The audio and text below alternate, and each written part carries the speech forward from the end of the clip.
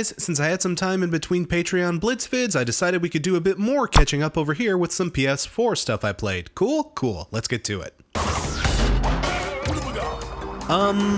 Yeah, before you ask, no relation. It's purely a coincidence. Holy God, was my 32-year-old ass looking forward to this one. But you know what I wasn't expecting? Everyone else to be looking forward to this? Seriously, this remastered collection of Crash's most exciting PlayStation 1 games, except Crash Team Racing, sold like gangbusters, and it's led to Sony being much more open about remasters of some of their other classic franchises. Hey, I'll bet you Spyro fans are pretty happy right now, but man, I can see why this game sold so well, because if you're gonna milk the hell out of the nostalgia dollar, this is pretty much how you want to do it. The N-Sane Trilogy is basically just what any fan of the old school Crash games would want. The old school Crash games given a fresh and vibrant new coat of paint, along with several fixes to help make the games less unbelievably dickish. For example, in Crash 1, you no longer have to break every box and complete the level without dying in order to collect the gem. Well, at least for the non-special gems, I guess they had to keep a little bit of dicketry in there. You can also now die as much as you want in the special stages and still get the gem. And your game now saves anytime you finish a level, as opposed to having to finish the special Tawna bonus stages in order to save. Believe me, that's a huge thank you. Unfortunately, that also means no more super passwords, so fuck everything! 0 out of 10, worst of the year. Basically, they did a lot to these games to help make them more accessible to a modern gaming audience, but without changing them so much that they aren't recognizable as the original games. That's always a crazy hard tightrope to walk when you're doing a straight up remake, and when you botch it up, you have the potential to really piss people off, and that's kinda all I have to say about these games, really? I guess this review will be pretty short. I mean, because they are such faithful remakes to the originals, playing these games was extremely reminiscent of what it was like to play them on the floor in front of a big ol' CRT until my legs fell asleep. It's nostalgic in that way for sure, except without, you know, the numbness. There's not much I can say because these more or less are the original great games presented in a much prettier picture frame. These are extremely faithful updates to their original source material. But having said that, these are very faithful updates to their original source material. Maybe I've just gotten old and shitty, but God, these games are so fucking hard! Crash games are all about pixel perfect precision in jumping. You practically have to frame count in order to land some of the trickier platform challenges in these games, especially in Crash 1. Holy shit. And these were games that also really encouraged completionism. I mean, if you love Gerard Khalil's work, then you definitely have the mid-90s general ethos of game design to thank for creating guys like him. But man, going through these games and getting the 100% bonuses these days, oh God, it just isn't worth it. Some of the things you have to do to accomplish these tasks is just fucking bananas. Or Wampa fruits, I guess. Bananas is a different platformer. I was able to 100% complete Crash 1, believe it or not, but after that I said, no, fuck that, fuck it. I got other things to do. Holy shit, I want to die. Another thing that made me want to die, the loading times. Like, look at this. 4 PlayStations deep and we still haven't figured out how to do this? Oh, for fuck's sake. But when I kicked back on Crashes 2 and 3 and just kinda coasted through those games, not worrying about collecting every single little thing, I ended up having a lot more fun, honestly. And while the fuck nutty level of challenge these games present is going to be a pretty big turnoff to some, that was always a problem that was just inherent with the original games themselves. There's not much you can do about that particular problem. And since this remake is committed to staying true to form, I don't know if I should give it demerits or kudos, frankly. Look, if you want a nice mid-90s blast from the past without having to deal with all the shitty parts about a mid-90s blast from the past, N-Sane Trilogy is totally worth picking up, especially since it's a discounted game. Hell yeah, you're getting a lot of bang for your buck here, in more ways than one. The N-Sane Trilogy gets 4 dusty old memory cards out of 5. Oh boy, Prey. This game has me torn. I'll admit, the game starts exceptionally well. The story actually starts out really great once you learn the opening twist, and combat itself is really tense and ridiculously challenging and frightening at first. It feels like a very great execution of a horror game, but after a while, the game just kind of starts to slowly slide downhill, and the farther you go, the faster the sliding gets, and trust me, by the end you are full-blown tumbling ass over tea kettle. This game had a fucking hell of a drop-off. For one, let me just raise a great big middle finger to the upgrade system. Without spoiling much, there are 2 tiers of character upgrades, one for human powers and one for, alien abilities. The alien abilities are really cool, stuff like freezing time, area of effect attacks, health regeneration, other very useful and fun powers to use to help you defeat enemies, whereas the human abilities tend to be more typical, lift heavier objects, hack better, swing your wrench to do more damage. Yeah, does that look familiar? Don't worry, we'll get back to that. And in any other game, you'd be encouraged to pick and choose between these abilities freely to create the specific style of play you want.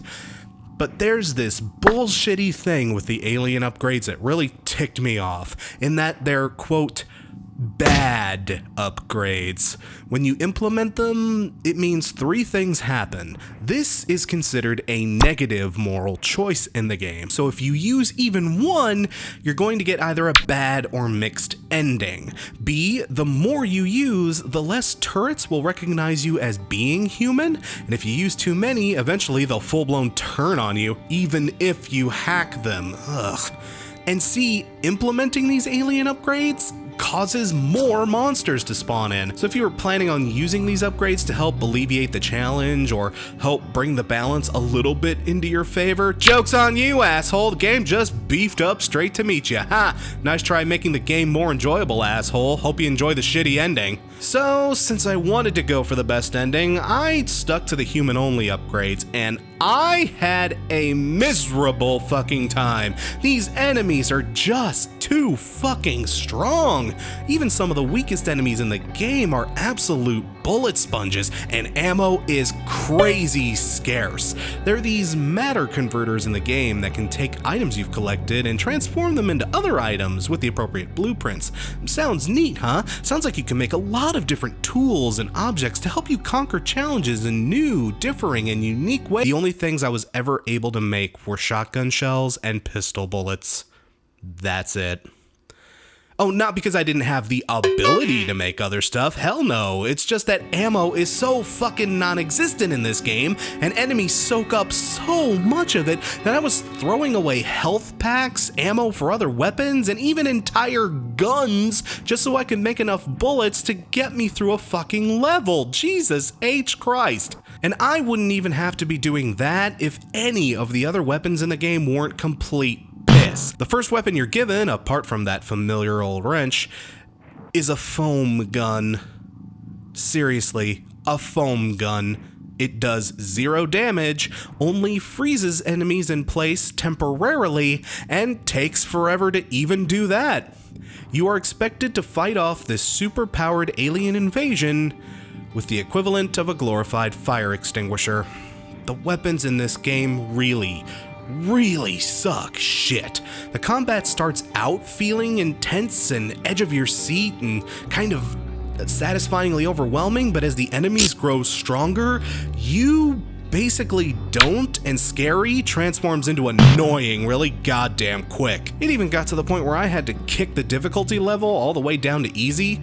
Judge me, I don't care. And I was still getting my ass kicked. Halfway through, I just said screw it and just used a bunch of my saved up bonus upgrades to just give myself all the alien superpowers I wanted and to try to give myself all the fun I wasn't having. And for my trouble, It spawned one of the toughest enemies in the game right in front of my goddamn face! Fuck you too, game. The story also really falls downhill fast once it gets going. I won't spoil it for you, but the opening twist is a great way to acclimatize you to just how fucked you are, and throughout the entirety of the game, you're often left guessing who's trustworthy and who isn't. Is your brother really the villain you're setting him up to be, or are you just as trustworthy as you think you are? And there'll also be these little surprise story challenges that come up every now and again. A side character will be in distress while you're working on something else, or you'll have to decide whether to show mercy to a criminal bastard or farm him for precious resources. Stuff like that. And again, this is one of those games that kinda has moral choice factors into it, so, you know, choose wisely. Or, you know, don't. Do whatever you want. It seriously does not matter by the end. I promise I'll try to do this without spoiling too much, but man, the ending to this game is a gigantic disappointment. At the end, a bunch of the characters, can I even say that, will literally tie you to a chair, and depending on how you acted in those little special plot scenarios that came up throughout the game, they either kiss your ass or chew you out accordingly, and it affects literally nothing, because at the end you are given the most old-fashioned, boring, basic as fuck, bad guy, good guy checkbox to mark, no matter what you did in the meantime. All that frustration, all that excruciating pain and suffering, and it boils down to a way more needlessly complicated version of the ending to fucking Harvester. Oh, this game was a challenge. It's possible that I just sucked at it and wasn't playing it the best possible way, but even if that's the case, the repetitive and boring basic black goo design of the enemies, the plot that starts strong, admittedly, but basically goes nowhere, and the derivative gameplay and story make me really not want to give this game credit. This game is basically System Shock 2. Yeah, here we are. Look, I have no fucking idea why this game was sold as a remake to Prey, of all things. Prey? If you're up for a challenge and really don't mind a letdown of an ending, there might be something here for you. Again, your mileage may vary. As for me, I wish I could remove the implants this game left in my brain and forget I'd ever played it. Ugh. Prey gets 2.5 characters out of 5. You know, I have to admit, I'm somewhat of a sandbox whore, which when taken literally sounds like the worst kind of whore to be. Ew. But I do love a game that just throws me into a world, gives me lots of ways to get around, scatters the maps with icons and challenges and says, hey, go nuts, Tiger. I like the Assassin's Creed games to a point, and I also love dicking around in games like, you know, Grand Theft Auto, Fallout, or Dark Souls. Big open worlds that you can explore at your leisure. I love having the freedom to do whatever I want to do, and I love progressively beefing up my character and abilities to the point where I can go into the final boss and just wreck his stupid shit again. Pray, why wouldn't you let me do this? And given that formula, I gotta say, I'm a big fan of Horizon Zero Dawn. This is a great example of open world gameplay done very solidly in a world that feels interesting. One thing I'll say about this game from the get-go, it's fucking pretty. The environments are lush, richly colored, and insanely vibrant, and the amount of graphical detail on humans and machines is wickedly in-depth. Even NPCs get a decent amount of detail thrown into them graphically. I mean, it beats the hell out of most Bethesda games, you know what I mean? And unlike Prey, the weapons, equipment, and skills you attain throughout the game actually mean a damn. God, the more I think about Prey, the more I hate it. I'm sorry, guys. There are lots of outfits and weapons to choose from, and you can equip little passive status boosters to them to help you kick progressively more ass. And combat here is very creative. Basically, you versus any one of the animals straight up is not gonna be a fun time, and it can get easy to get overwhelmed if you're surrounded. But you're also given a scanner to help you analyze the enemies, and it points out things like vulnerable areas or elemental weaknesses that can help you bring them down a lot faster and more efficiently.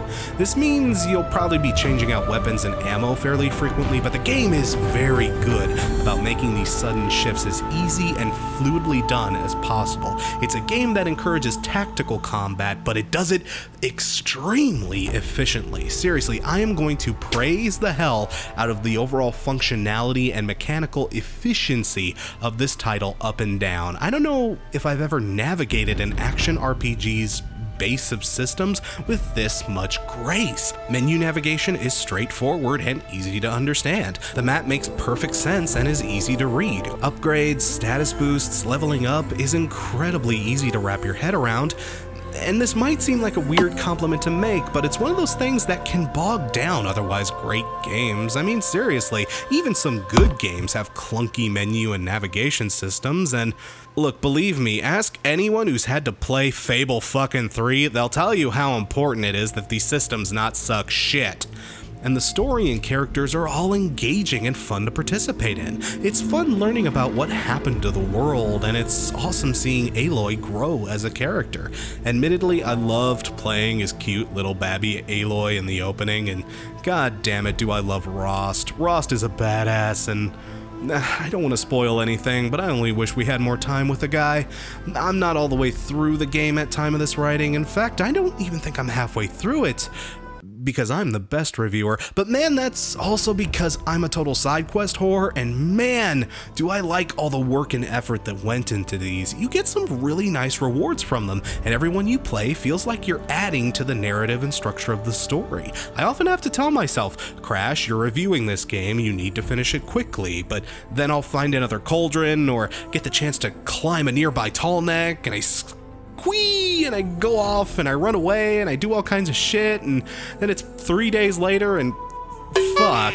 Truth be told, I'm having a lot of fun with this title. This is right up my alley, and I feel like it's something a lot of people are gonna dig. Your mileage might vary on that, though. I mean, this is a sandbox exploration RPG, and we are certainly not starving for those. If you're not into this style of game, it's a little typical of that style. Let's just say if you've been playing a lot of Ubisoft titles recently, you'll be too burned out to take this one on. To those that just can't get into that, or for those of you that need a break from this kind of game, it might not win you over. But I will say that out of its style of gameplay, this is one of the most polished examples I've seen in recent years. I'm not all the way through it, but that's only because there is so much to do and so much it makes me want to do. It has my attention with its stunning graphics, interesting combat systems, and intriguing lore, plot, and environments. At this rate, I don't think it's gonna let go of my attention anytime soon. Horizon Zero Dawn gets 4.5 cute little homeless urchins out of 5.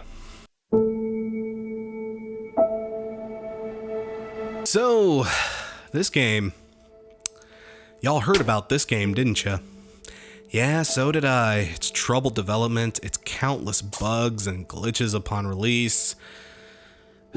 Yeah, the more I kept hearing about this game, the more it broke my goddamn heart. I mean, given how the original Mass Effect series ended, it's kind of weird that this game even exists, but here we are.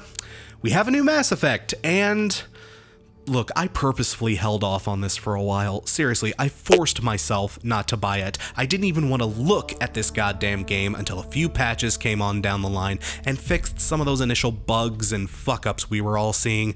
See, I'm a big Mass Effect fan. Mass Effect 2 is literally one of my favorite games of all time, and I'd even argue it should be considered somewhere on the scale for greatest games ever. There is so much about this series I love, and I wanted to give it the benefit of the doubt. I even set this game up in the best possible way to encourage me to like it.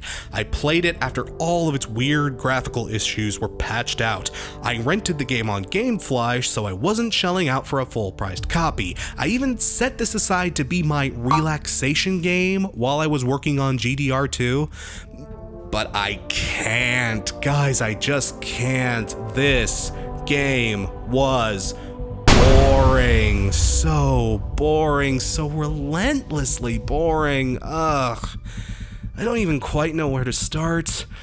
How about the story? The premise of this game is a bunch of people from lots of different species from the Milky Way galaxy have set out on a journey across hundreds of years and hundreds of light years to build new colonies out in the Andromeda galaxy. Why have they done this? It's not really important. Really. Some individual characters have their own motivations for going, but what it basically boils down to is super crazy rich business lady gets a wild hair up her ass and hey, let's all just fuck off because we can. You know, the game probably does go deeper into it than that, but man, I could not be asked to find out. These characters, they're so uninteresting. One of the best aspects to the Mass Effect series is learning more about the members of your team as the story progresses. One of my favorite things to do in Mass Effect 2 was the loyalty missions. The game's central goal is to literally help build up and establish the best rapport possible with your team so that as many of you as possible can survive the suicide mission. It's literally a game about learning about people, and they give you an interesting and dynamic set of characters to help build up and get to know along the way. It's brilliantly executed. In this game though, everyone just feels so stock, basic, and bland. Allow me to illustrate this by using the old red letter media trick of describing who the character is without including their job, appearance, or any identifiable weapons, items, etc. that they may be associated with. Okay, here we go. He's brave, capable, and always there for you in a fight, but he's also jovial and fun to be around. He's weathered and true, but has a sense of humor and a strong sense of camaraderie, a great asset to have on the battlefield or in the bunks. She's intelligent, strong, and has an unquenchable thirst for knowledge and understanding. She may be a little uptight at times, but that simply comes from always being able to stay cool, calm, and collected, even in the most dire of circumstances. He's a brilliant mind, one of the most brilliant, but he's tortured and racked with guilt.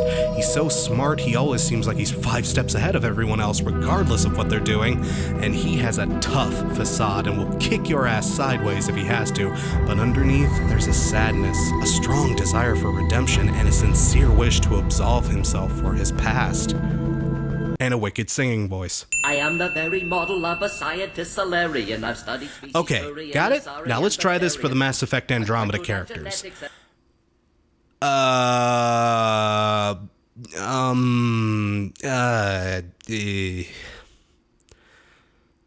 was that one horny girl. Maybe things do develop more as the game progresses, but I sunk 16 hours into this thing and I could not push myself any further to find out more. Nothing about this game is interesting enough to make me want to learn about it. The maps are all open world now, but there isn't really anything to explore or anything interesting to find. It just makes getting from place to place more of a chore. There are lots of side quests and NPCs you can meet, but nobody is all that interesting, and your rewards and incentives are barely noticeable in most cases. There are lots of new weapons, items, and armor to craft, but man, they almost give you too much to work with, and the whole system of having to find blueprints and earn research points before you can obtain most of these items. Look, I hated this system. It's so needlessly complicated, and at the end of the day, kinda useless. I wanted to upgrade my armor and guns, but I did pretty well going through most of the game with a lot of the starter stuff they give me. I didn't need to do it, and given the impenetrable menu system, I didn't really want to do it either, so again, Horizon Zero Dawn does this so much better. I wanted to like this game. Guys, I adore Mass Effect. I wanted to like this game so goddamn much, but guys, This thing could not deliver at all. The stakes are so low, you can't really care about the story that's going on. Your crew is milquetoast and or stereotypical so that you can't get invested in their stories. And all of the new mechanics they implemented are either boring, unnecessarily complicated, or just frustrating. Why is the warthog back? For fuck's sake, we told you never to bring the warthog back after the first game. Why would you bring the fucking warthog back, BioWare? Fuck off! This game has no reason to exist. This series was over at the end of Mass Effect 3, regardless of what you thought of the ending. And really, I wish they would have just let sleeping dogs lie. Mass Effect Andromeda gets 2.5 Jacobs out of 5. So, video games and sensitive subjects don't necessarily have the greatest history. Video games as a medium are still incredibly young when compared to other things like movies or television, and like anything else that is very young, it also has a tendency to be very immature. Look, as much as I love video games, when I hear the words video game and sensitive topic in the same sentence, I tend to panic a wee bit. But the thing is, in order for any medium to grow and mature, it has to get its hands dirty, and it has to take on these kinds of subjects. And there have been many titles that have proven that games can make that kind of brave and thoughtful human connection. It's been done right in the past, and we need more games like these. We need games that can face these kinds of difficult challenges, and I feel like Hellblade: Senua's Sacrifice is one of those games that can and does. The issue at hand here is mental illness and psychological trauma. Our heroine, Senua, suffers from psychosis, and this game, taking place in the 8th to 9th century Scotland, means that proper treatment and recognition of her condition, something she never got. The game takes place during what many would refer to as the Viking Age, and it's littered with all kinds of art, symbols, and decor from that era. The game is soaked with allusions to Norse mythology, and if you know anything about Norse mythology, yeah, it can get pretty fucked up. But fucked up is the name of the game here. This game is graphically stunning. I don't have a PS4 Pro, but everything on this game still looked absolutely exquisite. For how grotesque and creepy it all is, it's so goddamn impressive. Character designs are truly gruesome and horrifying, and environments range from serene and peaceful to, oh dear sweet Christ, help me, help me, help me! I'm not a graphics whore by any means, but I haven't been wowed by this level of presentation since the original God of War games. It's truly stupendous. And this is one of those games where the kick-ass graphics actually do come into play, because for almost the entire length of the story, we're focused squarely on our main character, Senua. And can I say, Melina Jerkin's performance here is hands down one of the best performances I've ever seen in a video game. It truly sucks that we don't have like a legit certified gaming awards ceremony, you know, like the Oscars or the Emmys yet, because if we did, Jerkinson would be a shoo-in for Best Actress. Her facial expressions, body language, and vocals just sell the performance of a woman trying to slaughter the darkness around her as it does its best to envelop her. Not too bad, given that she's not even a professional actress. She wasn't even the original choice for this role.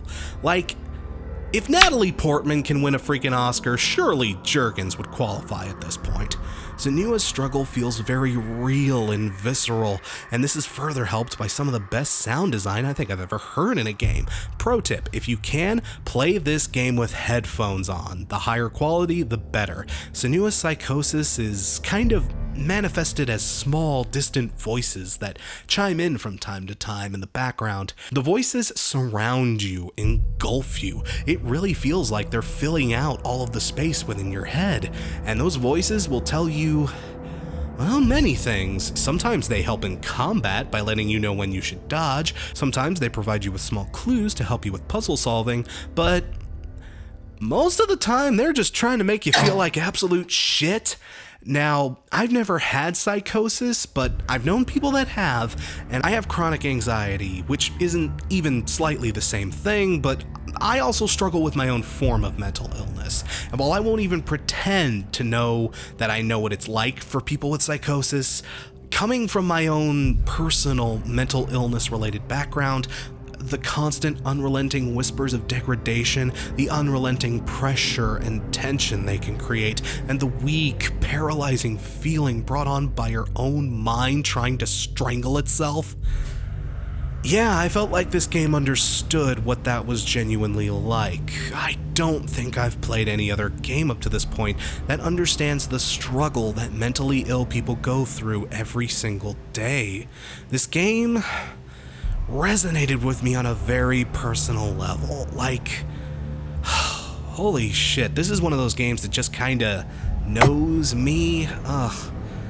I love this game to tears. I adore it. This is easily one of my favorite goddamn games of the year. But is it perfect? Oh, no.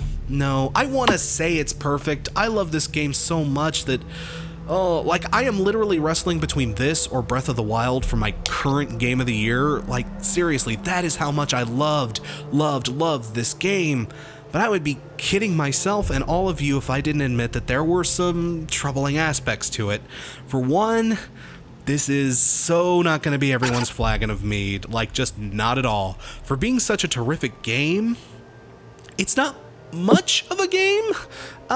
It's not a walking simulator or anything like that, but the gameplay is basically divided into two parts: walk around, adventure style puzzle about, and third person over the shoulder melee combat. And while the combat engine is really solid and enjoyable, I've had more fun with this particular style of combat. I mean, it ain't exactly Devil May Cry or Bayonetta or anything. And the puzzle solving, remember how I said it was adventure gamey? I mean that in both the positive and negative ways.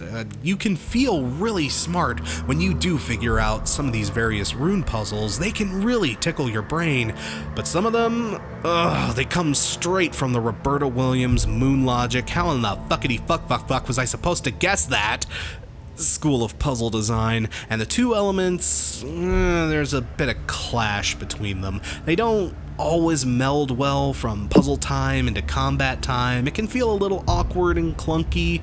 Combat often just kind of sneaks up on you and you're like, oh god, we're fighting now? Oh shit, okay.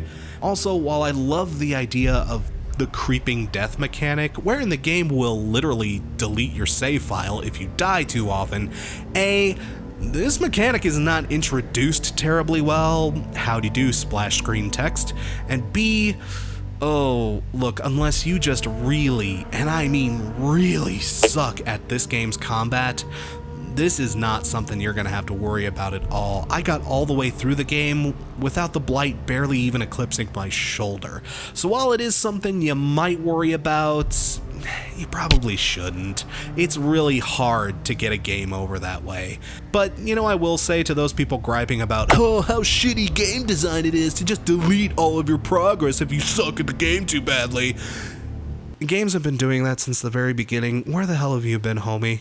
And even though I really enjoyed and respected the hell out of how it tackles its controversial themes and subject matter, I can't say it 100% sticks the landing. I mean, look, the whole idea of voices in your head literally helping you out with combat, in my experience, and in the experiences I've heard from others, never has psychosis given you fucking spider sense. That's unrealistic. And there is, these flashbacks where we learn that a lot of the people in Senua's life referred to her condition as having a special way to see the world. In some instances, it almost treats her psychosis like it's a literal superpower. Oh, yeah, that's collar tugging. I've read some of the dissenting arguments concerning this, and while I don't necessarily agree with everything, I also don't have psychosis or a psychology degree, so look, my opinion here doesn't really mean too much in this regard, and B, I like that it's a game that allows us to have this kind of intelligent debate. Seriously, this is what a controversial game should be. These are the conversations and intellectual wrestling we should be having in this industry. This is the kind of game that builds those kind of arguments for us to have. It provokes an intelligent and thoughtful discourse on the nature of mental illness, an actual human adult discourse. It's the same kind of discourse that comes from other controversial films like Apocalypse Now, 12 Angry Men, or Citizen Kane. This is an extra credits game, not a game theory game. Listen, if you play this title and have problems with it, believe me, I understand. I more than understand. This game can be harsh physically, mentally, and emotionally. But man, all of that just makes me love it even more. Not since Spec Ops The Line, BioShock, or The Last of Us has a game's narrative and characters been so gripping and engaging to me. This is a game you must experience at some point in your life. But love it, hate it, whatever. This is a game that's worth the risk. This is a game that will force you to really critically think about certain things. And you know, especially given that this is a budget title, really, holy shit, how can I not give this game major kudos? This is that rare, controversial game that feels like it's stirring up controversy for all the right reasons. And god damn it, we need more games like this. Hellblade: Senua's Sacrifice gets 5 Tearfings out of 5.